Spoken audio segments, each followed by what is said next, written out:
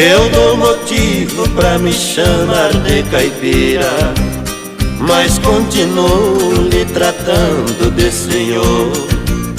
Eu não me zango, pois não disse uma mentira.